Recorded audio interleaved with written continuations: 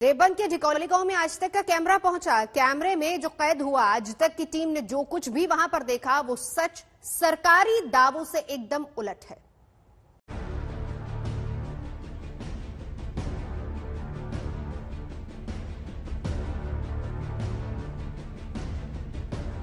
बागपत के ढिकौली गांव में मरीजों के इलाज के लिए यही स्वास्थ्य केंद्र मौजूद है।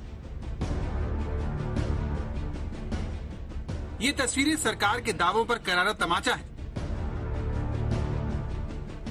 कागजों और सरकारी सिस्टम में ढिकौली गांव में रहने वाले 28,000 बाशिंदों की सेहत का पूरा ख्याल रखा जा रहा है, लेकिन कैसे, ये आप आज तक संवाददाता अरविंद ओझा की रिपोर्ट से समझ सकते हैं। आप ये जो खंडहर नुमा बिल्डिंग देख रहे हैं, दरअसल सरकारी दस्तावेजों में ये एक अस्पताल है। इस वक्त मैं बागपत पे ढिकौली गांव में मौजूद हूं और इस ढिकौली गांव की आबादी 28,000 के लगभग है। गांव में आए दिन कोरोना से लोगों की मौत हो रही है, लेकिन 20 सालों से आसपास के गांव में यही एकमात्र सरकारी अस्पताल था जो अब खंडहर में तब्दील हो चुका है। सोचिए, आंकड़ों में इसी हेल्थ सेंटर में इलाज चल रहा है, लेकिन यहाँ का नजारा और स्थानीय लोगों की आप बीती पूरी कहानी बयां कर रही है। इन गांव में कोई भी सरकारी अस्पताल का किसी सरकारी डॉक्टर का कोई प्रावधान नहीं है। इन गांव में 16-17 अप्रैल से लगाकर आज तक जो है 20 आदमियों की डेथ हो चुकी है, जवान भी, बूढ़े भी, महिलाएं भी, कोरोना से। लेकिन कोई टेस्टिंग नहीं है, कोई ट्रीटिंग नहीं है। यहाँ से जो अस्पताल खंडर में बना हुआ है, पहले सरकारी अस्पताल था, सरकारी अस्पताल की जमीन है, ये कागजों में सरकारी अस्पताल दर्ज है। ये 25 साल पहले इस गांव में इस जगह पे, इस हॉस्पिटल में यहाँ डॉक्टर बैठता था। यदि गांव में किसी को बुखार हो जाता था, चोट लग जाती थी, तो वो यहाँ पर आता था। प्राथमिक उपचार केंद्र। लेकिन 25 साल बाद आज इसकी स्थिति देख ली। और डेवलपमेंट का क्या मतलब होता है? डेवलपमेंट का मतलब बात ये होता है कि 25 साल पहले यहाँ डॉक्टर था, तो आज यहाँ एक पैथोलॉजी लैब होनी चाहिए थी, एक एक्सरे मशीन होनी चाहिए थी, दूसरे और इंफ्रास्ट्रक्चर होना चाहिए था।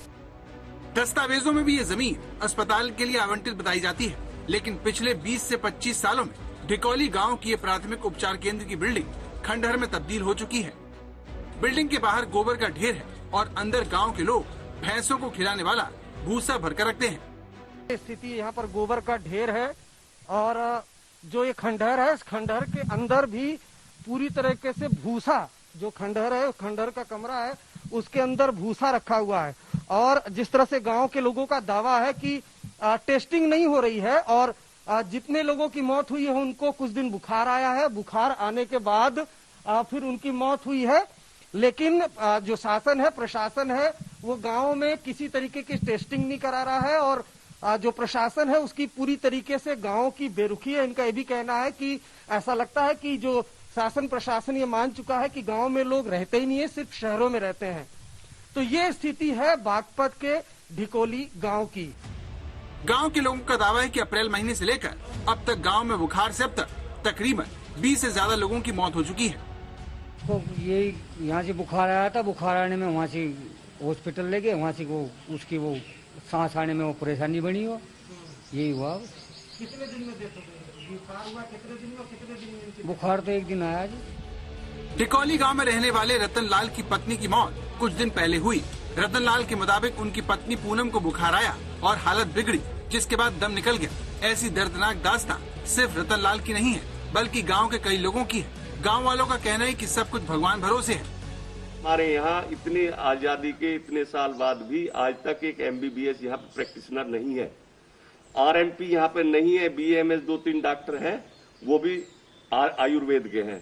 इसके अलावा हमारे यहाँ का जो मेडिकल हॉस्पिटल है, जो बोर्ड द्वारा स्थापित हुआ था, उसकी जर्जर हालत है। उसमें ना कोई डॉक्टर आता है, ना कोई बेड है, ना कोई दवाई है। गाँव वालों का आरोप है कि कोई सुविधाएं नहीं है। जब हमने जिले के कलेक्टर राम कमल यादव से यही सवाल पूछा तो उनका जवाब सुनिए। नहीं, ऐसा बिल्कुल भी नहीं है, क्योंकि यहाँ पर समुचित उपचार की व्यवस्था है। जनपद में अभी वर्तमान में 6 L2 फैसिलिटीज चल रही हैं, जिसमें हमारी CSC सरूरपुर है, CSC खेगड़ा है, और हम लोग एक 250 बेड का hospital facility Aryavart inter college में डोला में चल रही है हमारी।